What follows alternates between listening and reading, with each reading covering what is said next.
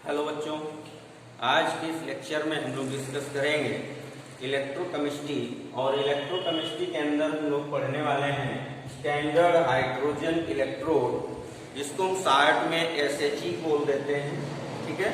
और उसी के आगे हम लोग पढ़ेंगे इलेक्ट्रोकेमिकल या रिएक्टिविटी सीरीज।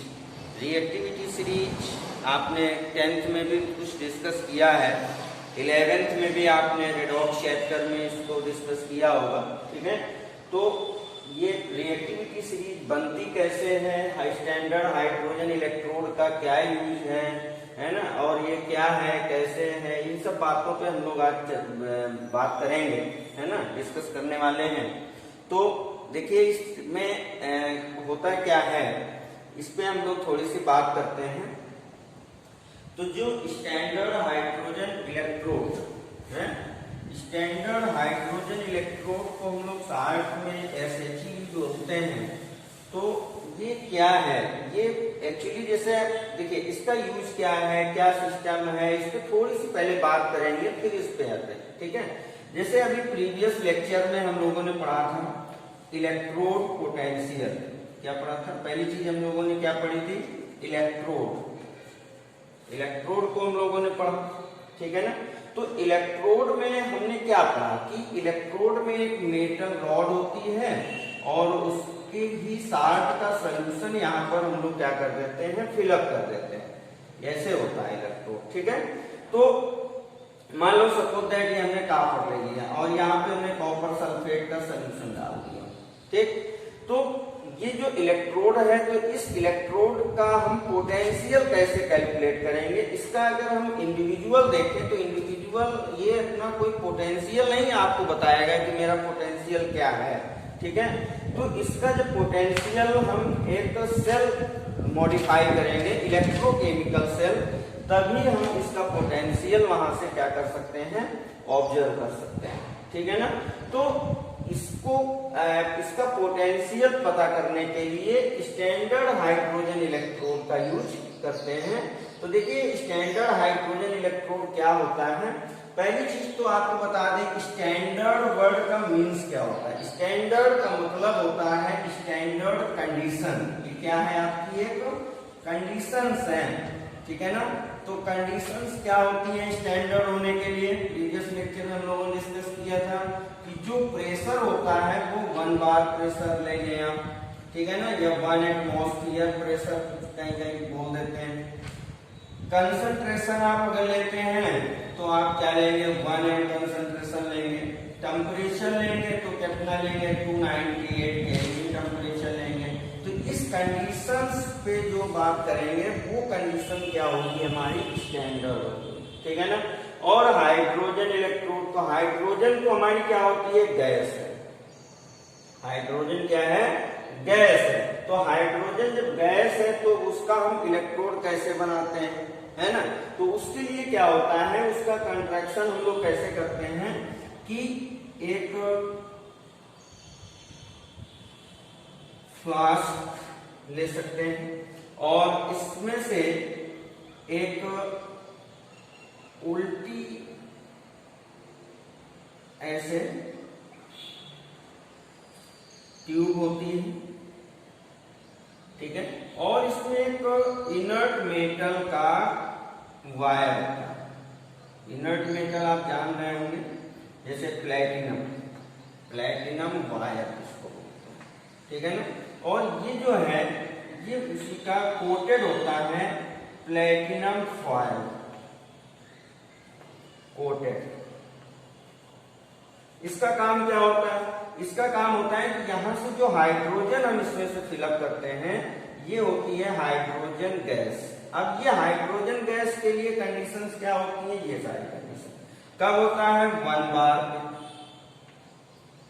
1 बार प्रेशर पे, ठीक है ना। 1 बार प्रेशर हो गया, 298 केल्विन टेम्परेचर हो गया, और इसके बाद में जो हमारी कंसंट्रेशन है वो यहाँ पे जो HCl उसी का लेना है ना हमें, तो HCl हमने यहाँ पे ले लिया। तो सपोज दैट जैसे हमने H पॉजिटिव, तो ये हमारा क्या होना चाहिए, 1 m कंसंट्रेशन का होना चाहिए। तो ये हमारा जो जनरेट होता है इसको बोलते हैं स्टैंडर्ड हाइड्रोजन इलेक्ट्रोड। ठीक है, स्टैंडर्ड हाइड्रोजन इलेक्ट्रोड है, इसको हम लोग क्या बोलते हैं, SHE। ठीक है, इसमें से क्या किया हमने, हाइड्रोजन गैस को यहाँ से फिलअप किया। ठीक है, और ये जो प्लेटिनम फॉयल कोटेड होता है इसका काम क्या होता है, हाइड्रोजन एब्जॉर्ब, हाइड्रोजन एब्जॉर्बर का काम करता है। ठीक है ना, हाइड्रोजन गैस को एब्जॉर्ब कर लेता है और ये जो प्लेटिनम वायर होता है ये उसको सपोर्ट करता है। ठीक है ना, तो इस तरह से हम इसको SHE का कंस्ट्रक्शन करते हैं। और बच्चों एक बात और यहाँ पे आती है कि जो इस SHE का पोटेंशियल पाया गया वो पोटेंशियल एक्सपेरिमेंटल देखा गया। तो एक्सपेरिमेंटल इसका जो स्टैंडर्ड रिडक्शन पोटेंशियल और स्टैंडर्ड ऑक्सीडेशन पोटेंशियल ये कितना था, 0.0 वोल्ट। ये एक्सपेरिमेंटल डाटा मिला कि इसका जो स्टैंडर्ड रिडक्शन पोटेंशियल या ऑक्सीडेशन, भाई 0 को आप माइनस प्लस में नहीं लिख सकते ना, तो उसी को हम प्लस में भी या माइनस में भी कर सकते हैं, तो उसी को बोलते हैं 0 वोल्ट। इसका जो स्टैंडर्ड रिडक्शन पोटेंशियल या फिर रिडक्शन और स्टैंडर्ड ऑक्सीडेशन पोटेंशियल था वो कितना था, 0.0 वोल्ट था। ठीक है ना, अब जैसे अभी हमने आपसे एक बात कही थी, बात ये कही थी कि जैसे इस सेल का, इस हाफ सेल का हमें क्या करना हो, हमें पोटेंशियल पता करना है कि इसका पोटेंशियल क्या है। ठीक है ना, तो इसमें बच्चों क्या होता है कि अगर आपने थोड़ा सा 11th में या 10th में रिएक्टिविटी सीरीज पे फोकस किया हो तो फोकस क्या है हम लोग बाद में फिर पढ़ेंगे उसको। ठीक है ना, तो उसमें क्या होता था कि सबसे ऊपर क्या होता था, लिथियम, लिथियम के नीचे आते थे तो यहाँ पर हमको मिलता था हाइड्रोजन, और हाइड्रोजन के नीचे फिर यहाँ पर हमको फ्लोरीन सबसे लास्ट में मिलते थे। हाइड्रोजन का यहाँ पर जो पोटेंशियल होता था वो 0.0 वोल्ट होता था, लिथियम का -3.27 वोल्ट होता था, और इसका पॉजिटिव में वही करीब जो आपका +2.7 ऐसे कुछ वोल्ट में रहता है। ठीक है ना, तो बच्चों यहाँ पे हम देखते हैं कि हाइड्रोजन जो है एज इंटरमीडिएट पॉइंट है ना, इसको हम थोड़ी देर के लिए एज्यूम करते हैं कि ये हमारा इंटरमीडिएट पॉइंट है। ठीक है ना, तो ये SHE है, ये SHE का जो या हाइड्रोजन का जो स्टैंडर्ड पोटेंशियल है, इलेक्ट्रो पोटेंशियल है वो 0। ठीक है ना, अब देखो बच्चों यहाँ पे क्या हो सकता है कि जो हाइड्रोजन से एबव इनको हम लोग क्या बोलते थे, रिएक्टिव मेटल्स, है ना, और इनको जो नीचे होते थे ये क्या होती थी, लेस रिएक्टिव मेटल होती थी। ये सब क्या होती थी, लेस रिएक्टिव होती थी। ठीक है ना, ये हाइड्रोजन से ज्यादा रिएक्टिव होती थी। तो जो रिएक्टिव मेटल होती थी उसको हम लोग क्या कह सकते थे, एनोड बनाते थे। क्या बनाते थे, एनोड, है ना, फर्स्ट और सेकंड लेक्चर में हम लोग देख भी सकते हैं। तो इसको हम लोग क्या करते थे, एनोड बनाते थे, है ना, और इस जो नीचे होता था वो नीचे वाले को क्या करते थे, कैथोड करते थे। उसको हम लोग क्या करते थे, कैथोड की तरह करता था। मतलब ये नहीं कि जो हाइड्रोजन से नीचे है वही कैथोड होगा, ये सब एक दूसरे के रेस्पेक्ट में चलते हैं। जैसे लिथियम है, लिथियम के नीचे जो भी आएगा, मान लो पोटेशियम आ गया, तो लिथियम हमारा क्या होगा, एनोड एज वर्क करेगा, और पोटेशियम जो वर्क करेगा एज अ कैथोड वर्क करेगा। तो यहाँ से बच्चों एक चीज हमें और पता चल रही है, ये सीरीज आपसे कुछ कह रही है, और सीरीज ये कह रही है कि जो ये हाइड्रोजन इलेक्ट्रोड हम लोग यहाँ पर बात कर रहे हैं, जो हाइड्रोजन इलेक्ट्रोड को ले रहे हैं, ये hydrogen electrode can act as anode as well as cathode. समझ आएगा, मतलब कैथोड की तरह भी वर्क कर सकता है ये SHE, और एनोड की तरह भी वर्क कर सकता है। समझ में आएगा। तो इसको जब हम बात करते हैं कि हम इसको इलेक्ट्रोकेमिकल सेल अगर बना दें, तो इलेक्ट्रोकेमिकल सेल कैसे हम यहाँ पे कर सकते हैं इसका। ठीक है ना, तो एक हमारे पास में क्या है, यहीं पर कर लेते हैं, इसको हटा। ठीक है,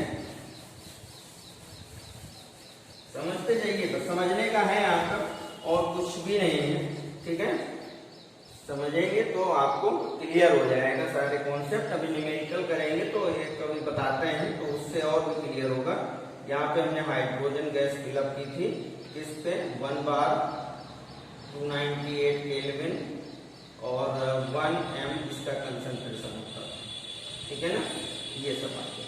तो यहाँ पे बच्चों अभी हमने क्या बात की कि ये जो SHE है ये हमारा एनोड भी हो सकता है एंड कैथोड भी हो सकता है, दोनों की तरह वर्क कर सकता है, ठीक है ना। तो अब इसको हम एनोड कब कहेंगे? एनोड कब कहेंगे? जब वेलो वाली मेटल के साथ में हम इसको सेट करेंगे। मान लो हमें कापर दे दिया है ना, कापर हाइड्रोजन के जस्ट नीचे होती है, कहाँ होती है?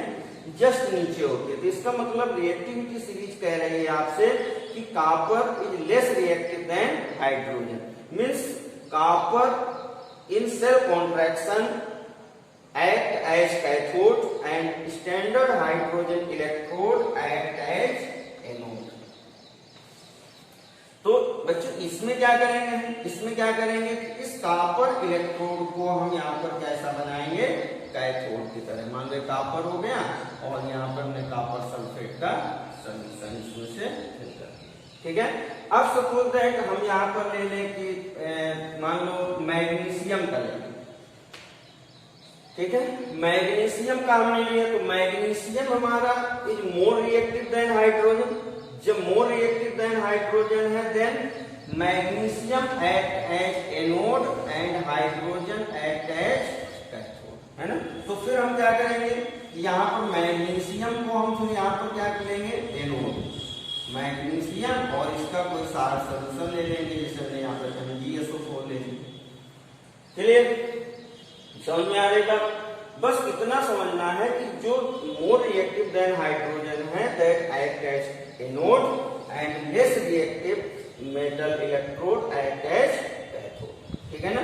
अब बच्चों हम थोड़ा सा फर्स्ट लेक्चर की तरफ चलते हैं, फर्स्ट है सेकंड है। वहां पर हमने आपसे कहा था कि सेल रिप्रेजेंटेशन, एक बात हमने वहां पर कर दी थी, सेल रिप्रेजेंटेशन। तो सेल रिप्रेजेंटेशन में हम लोग थोड़ी सी बात करें तो सेल में हमने आपसे कहा था कि एनोड डबल स्लैश, इसको हम साल्ट ब्रिज कहते हैं, एंड देन कैथोड, ये होता है ना, मतलब एनोड लेफ्ट में होता है। तो वही चीज यहाँ पर हमने की, जिसको हम एनोड बना रहे हैं उसको लेफ्ट में रखें। अब इसको बंद कर दीजिए, इसको मत देखिए आप इन दो की अगर आप बात करेंगे तो फिर हम मैग्नीशियम इलेक्ट्रोड को एनोड पे लाएंगे, ठीक है।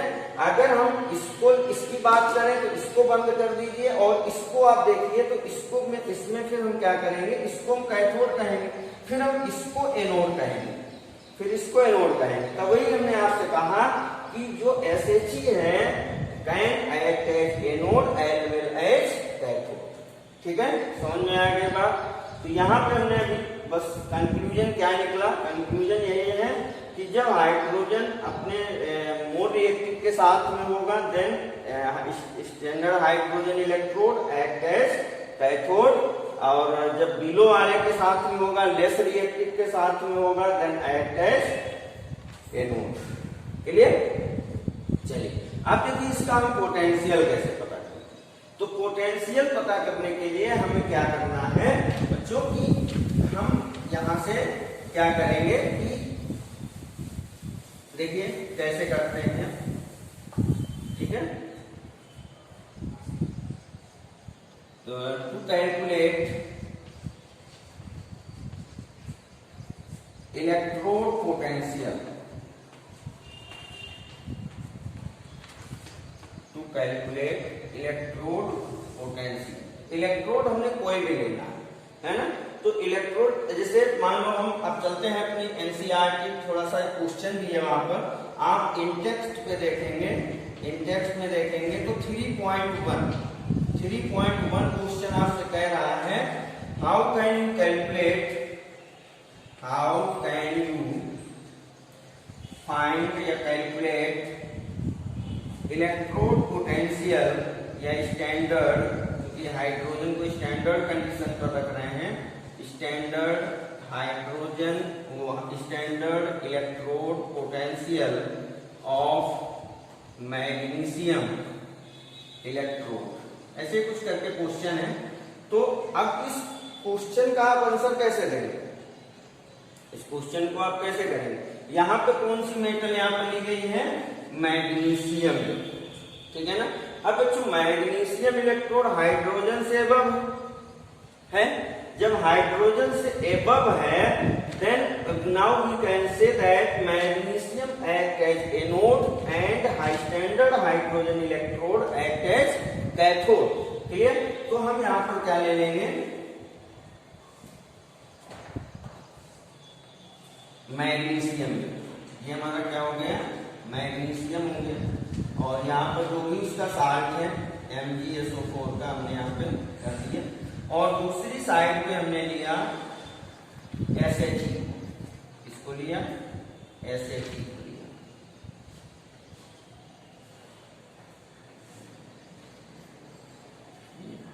यहाँ पर हमने ले लिया SHE, स्टैंडर्ड हाइड्रोजन इलेक्ट्रोड, ठीक है ना। और इनको हमने फिर वहां से कनेक्ट कर दिया, समझ में आएगा, ठीक है ना। Magnesium is high electric than hydrogen, so act as anode. This is anode and this is cathode। Clear. अब इस पे हमने क्या किया, सेल वर्किंग में आ गए, सेल वर्किंग में चलने लगा। जब सेल वर्किंग में चलने लगा तो मीटर ने कुछ रीडिंग दी, मीटर ने रीडिंग दी तो मीटर की रीडिंग क्या मिल रही है यहाँ पे, हमारे पास फार्मूला क्या होता है EMF कैलकुलेट करने का, EMF of cell equal to या E cell equal to E cathode, E nought cathode minus E nought anode. यहाँ पर हम स्टैंडर्ड ले रहे हैं, इस वजह से स्टैंडर्ड कंडीशन पे ही लेना है। अब बच्चों जैसे सेल वर्किंग में आया, तो सेल वर्किंग में आया तो यहाँ पर जो पोटेंशियल मिल रहा था वो पोटेंशियल तो बेटा पॉजिटिव में ही हमारा जाएगा, इसमें जाएगा पॉजिटिव में ही होगा, नेगेटिव वैल्यू तो कोई मीटर देगा नहीं, ठीक है ना। तो यहाँ पे जो वैल्यू मिली हमको वो मान लिया हमने x मिल गई, क्या मिल गई, x वोल्ट मिल गई, ठीक है ना।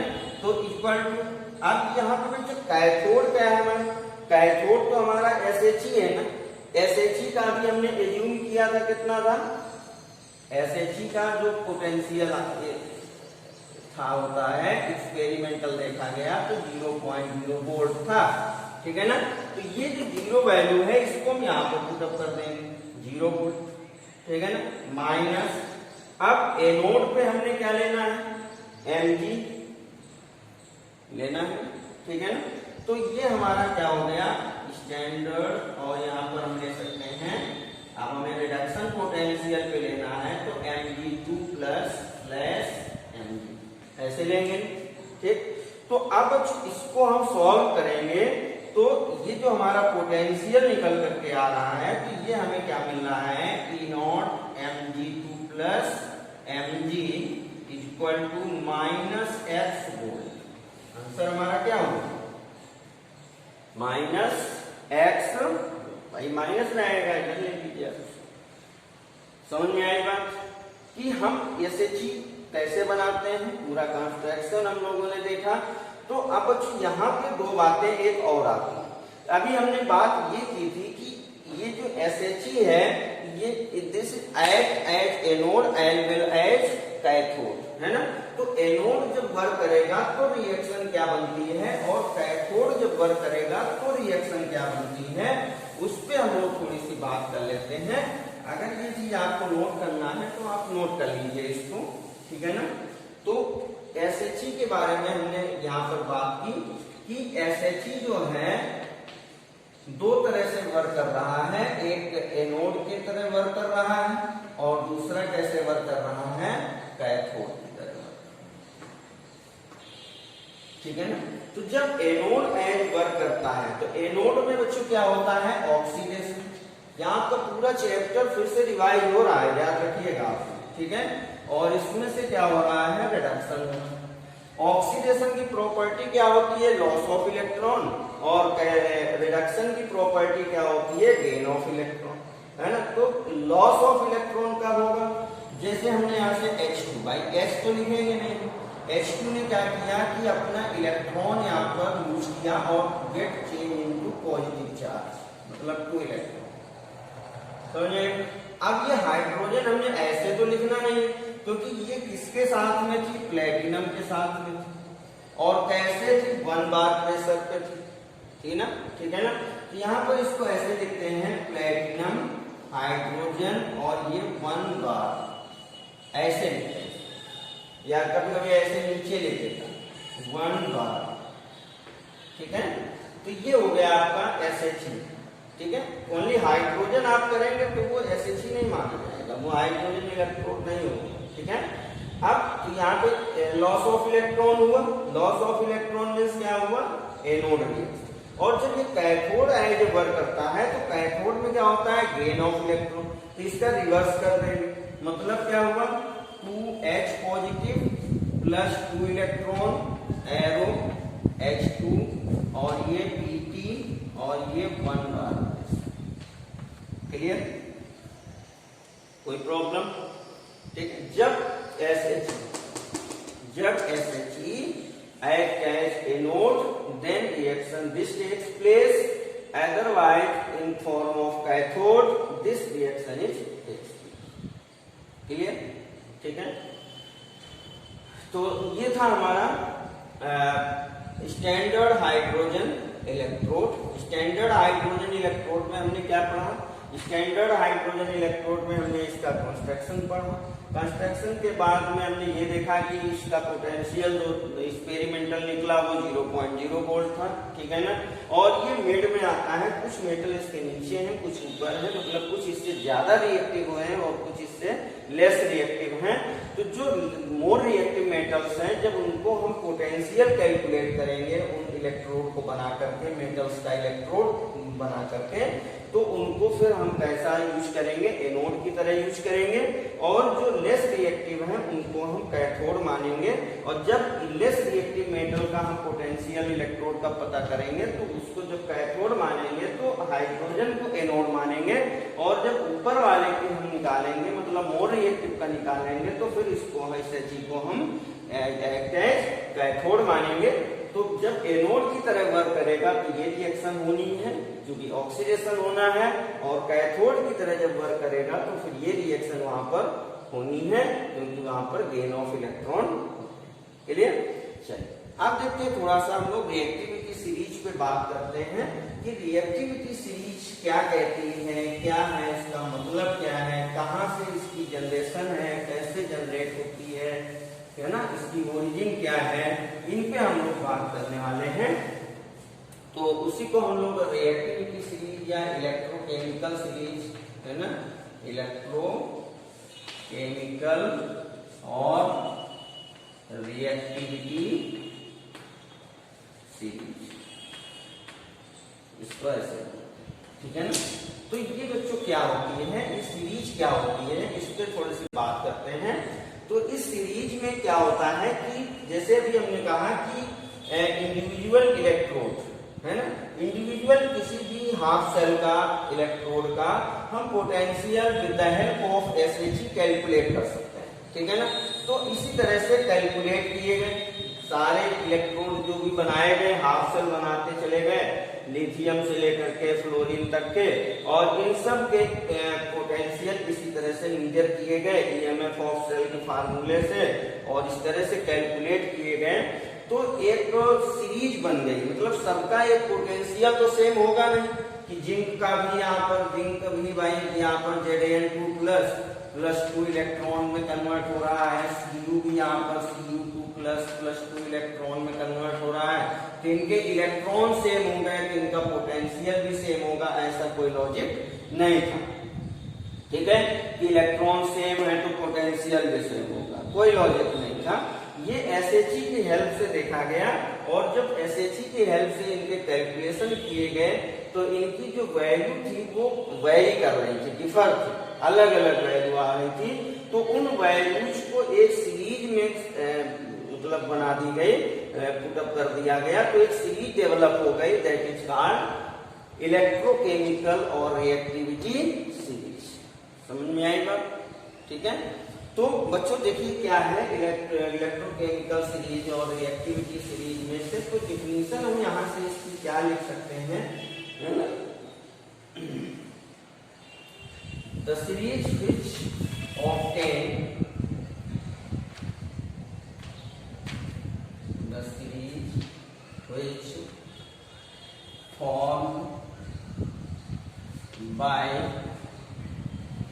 place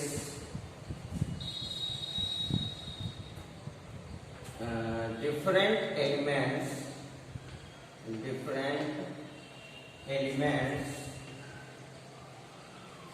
कुछ यहाँ पे मेटल्स भी हैं, कुछ नॉन मेटल्स भी हैं, है ना। तो इस वजह से हम यहाँ पर एलिमेंट्स ले रहे हैं, different elements in their increasing reduction potential, या इसी को ऑक्सीडेशन पोटेंशियल भी कह सकते हैं। तो जो भी सीरीज है आप बुक में देखेंगे, फ्लोरीन ऊपर होगा, लिथियम नीचे होगा, ठीक है ना। तो बस ये ध्यान में रखना है कि जिसकी वैल्यू माइनस में सबसे ज्यादा होगी, निगेटिव, है ना, मतलब हाई निगेटिव पोटेंशियल, सो मोर रिएक्टिव,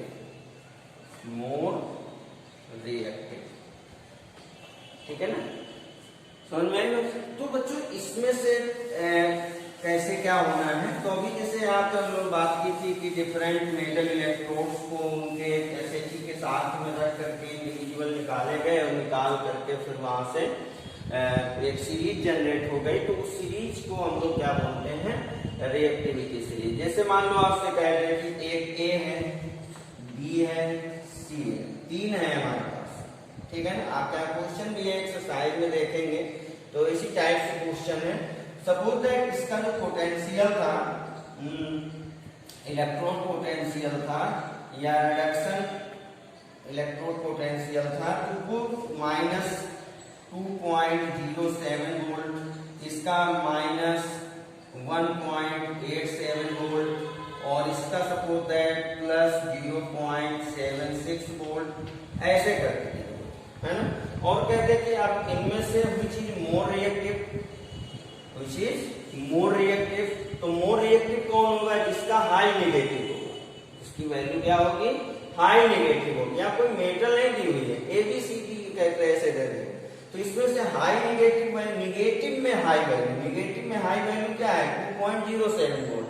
मतलब क्या हो गया, मतलब ये जो हाईएस्ट रिएक्टिव क्या हो गई, यहाँ पे हाईएस्ट रिएक्टिव इलेक्ट्रोड कौन सा हो गया आपका, A, है ना। और लेस रिएक्टिव कौन होगा, जिसका पॉजिटिव में वैल्यू ज्यादा होगी, समझ रहे हैं ना, है ना। तो लेस रिएक्टिव कौन होगा, जो पॉजिटिव में होगा। जैसे यहाँ पे देख लीजिए, हमने पहले ही कहा था लेस रिएक्टिव, हाई रिएक्टिव, है ना। तो जिसका निगेटिव में वैल्यू, ये निगेटिव वैल्यू सबसे ज्यादा है ना, इससे ज्यादा किसी की नहीं होती, ठीक है ना। ये पॉजिटिव वैल्यू है, अप्रोक्स में है, ठीक है ना। तो आपको केवल कॉन्सेप्ट देखना है, वैल्यू नहीं याद करनी है, ठीक है ना। कॉन्सेप्ट को देखिए, मतलब जो माइनस में निगेटिव में सबसे ज्यादा जिसका पोटेंशियल होगा, that will show more reactive, है ना, दैट इज मोर रिएक्टिव, ठीक है। समझ में आ गया। तो ये तो क्वेश्चन है, ऐसे इनके आपको करने भी हैं। तो बच्चे यहाँ पे जो रिएक्टिविटी सीरीज है, रिएक्टिविटी सीरीज को हम लोग पढ़ लेते हैं थोड़ा सा, है ना, और बस खत्म होता है हमारा कॉन्सेप्ट यहाँ से। तो इसको याद कैसे करते हैं, तो आप लोग बहुत सारे मेथड हैं आपको याद करने के, तो आप उनसे भी याद कर सकते हैं। जैसे हम एक मेथड आपको देते हैं, आप इसको सीरीज से याद, सीरियल से याद भी कर सकते हैं। जैसे हमने यहाँ पर लिख दिया, लिखकर बक्सर का नाम अली मंजीर जन करो, फिर सीधी को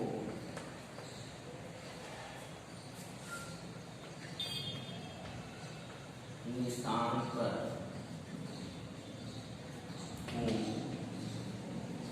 क्यों को आए अंतौ लेकर उल्टा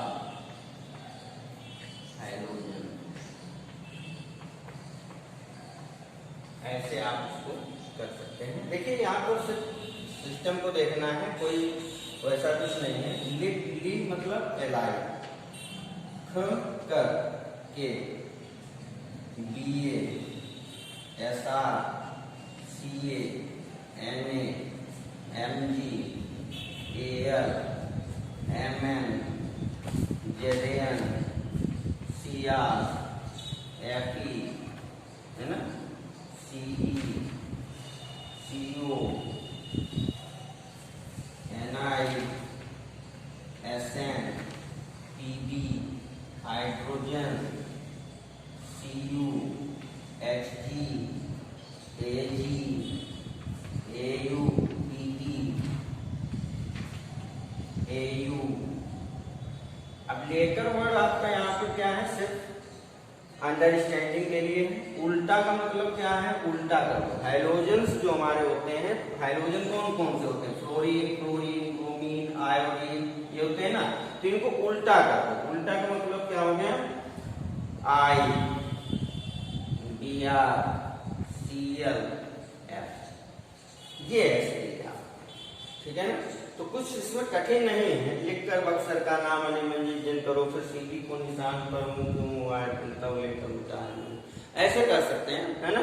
तो अगर आपको कठिन लग रही है तो आप यूट्यूब में कहीं भी देख लीजिएगा, बट आपको आनी चाहिए, सीरियल पता होना चाहिए कि सीरियल क्या है इसका, ठीक है। अगर सीरियल गड़बड़ होगा तो फिर आप क्वेश्चन नहीं कर पाएंगे, है ना, तो प्रॉब्लम आ जाएगी।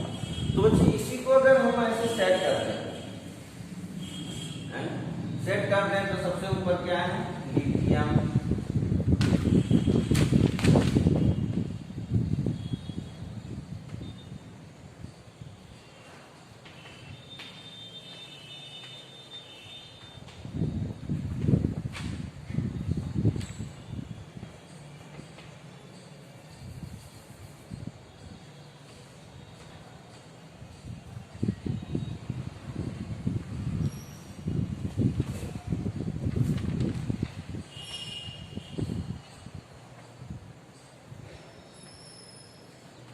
ये है कंप्लीट आपकी रिएक्टिविटी सीरीज। आपने 20 से कुछ एलिमेंट्स पढ़े होंगे 10th में, ठीक है ना, बट ये आपको कंप्लीट पूरी होल सीरीज है जो आपको 12th स्टैंडर्ड के लिए पढ़नी पड़ेगी, ठीक है ना। तो ये है रिएक्टिविटी सीरीज, और इस रिएक्टिविटी सीरीज में जैसे हम लोग बात कर ही रहे थे अभी कि हाइड्रोजन की भी बात की हमने, तो हाइड्रोजन हमारा बीच में है और इसका पोटेंशियल क्या था, 0.0 वोल्ट में था। फिर इसके नीचे जितने भी हैं ये सब के सब क्या होते हैं, पॉजिटिव होते हैं, और यहाँ पर ये सब क्या होते हैं, इनकी वैल्यू क्या होती है, यहाँ से यहाँ तक निगेटिव वैल्यू होती है। इन सब की वैल्यू जो होती है, इन सब की वैल्यू कैसी होती है, पॉजिटिव वैल्यू होती है। समझ में आएगा, ठीक है ना। तो ये है, और इसमें से जैसे जो मेटल एबव है, मतलब अगर इनकी हम रिएक्टिविटी देखें तो रिएक्टिविटी क्या होती है, अभी हम लोग बात कर भी चुके हैं कि reactivity increase from bottom to top, मतलब फ्रॉम फ्लोरीन टू लिथियम, ठीक है ना। तो ये रिडक्शन पोटेंशियल का एक प्रोसेस है, उसी पे डिपेंड है और उसी पर बना हुआ है, ठीक है। तो बच्चों अगर इसके कुछ एप्लीकेशंस हम लोग पढ़े, तो एप्लीकेशंस में आप 10th से पढ़ते आ रहे हैं कि जो एबव मेटल है वो this is high reactive metal and have tendency to displace, है ना, डिस्प्लेसमेंट रिएक्शन वगैरह आप लोग पढ़े थे ना 10th में, है ना। तो उसमें से आपने डिस्कस कर ही लिया होगा कि high reactive metal have tendency to displace less reactive metal from their salt solution, ऐसा कुछ करके आपने पढ़ा होगा इन सब चीजों को, ठीक है ना। तो जो हाई रिएक्टिव मेटल्स होती हैं उन पे हम लेस रिएक्टिव मेटल्स को क्या कर सकते हैं, प्लेसमेंट नहीं दे सकते हैं। जैसे आपका यहाँ पर एक क्वेश्चन भी है, आप देख सकते हैं, आपका इंडेक्स का है क्वेश्चन, है ना। इंडेक्स में 3.2 है, 3.1 हमने अभी करा दिया था, 3.2 क्वेश्चन है। 3.2 क्वेश्चन में कहता है can copper sulphate can store